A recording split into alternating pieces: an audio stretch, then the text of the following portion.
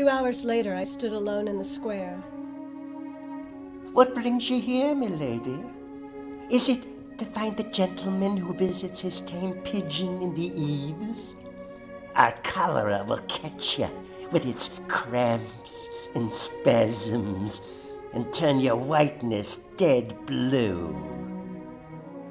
I think I could have walked through hell that day and never flinched. The dear Christ comfort you, I said. You must be the most miserable to be so cruel. Up so high lived Romney's bride-to-be. We talked. She was born upon a ledge, in a hut built up at night to evade the landlord. Marian's father earned his life by random jobs. Keeping swine on commons, picking hops, or hurrying on the harvest at wet season. In between the gaps of such irregular work, he drank and slept and cursed his wife because the pence being out she could not buy more drink, at which she turned the worm and beat her baby in revenge for her own broken heart. There's not a crime but takes its proper change out, still in crime, if once rung on the counter of this world. The outcast child learned early to cry low and walk alone. Thus at 3 she would run off and creep through the golden walls of gorse, find some keyhole toward the secrecy of heaven's high blue, and nestling down, peer out. Oh, not to catch the angels at their games, but to gaze she knew not why, to see she knew not what. A hungering outward from the barren earth for something like a joy. She liked, she said, to dazzle black her sight against the sky, for then it seemed like some grand blind love came down and groped her out and clasped her with a kiss. She learnt God that way, and was beat for it whenever she went home. Yet she came again.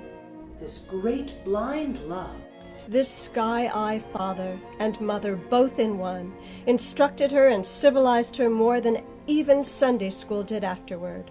To which a kind lady sent her to learn books and sit upon a long bench in a row with other children.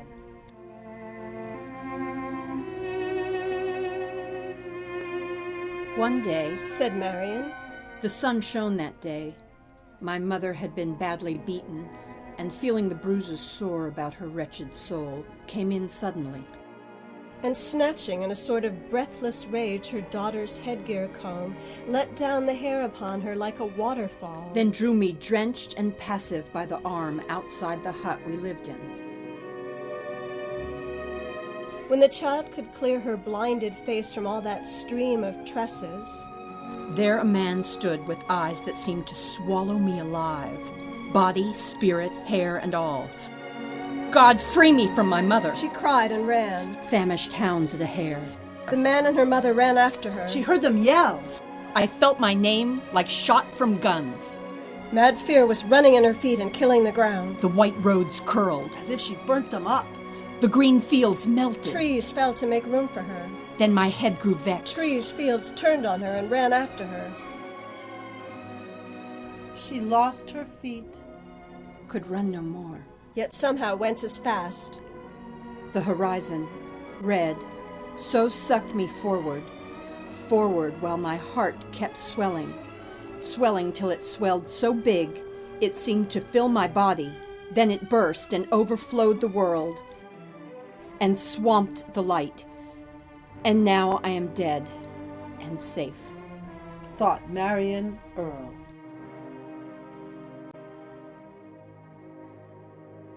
She had dropped and fainted. As the sense returned, she was aware of heavy tumbling motions, creaking wheels. A wagoner had found her in a ditch beneath the moon, as white as moonshine, save for the oozing blood. At first he thought her dead. But when he heard her sigh, he raised her up, laid her in his wagon, and brought her to the hospital. She stirred. The place seemed new and strange as death.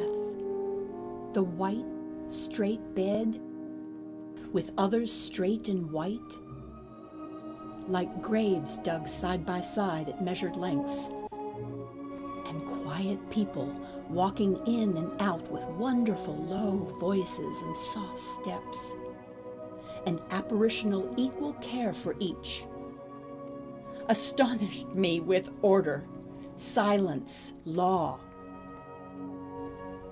And when a gentle hand held out a cup, I took it as you do a sacrament, half awed, half melted, not being used indeed to so much love.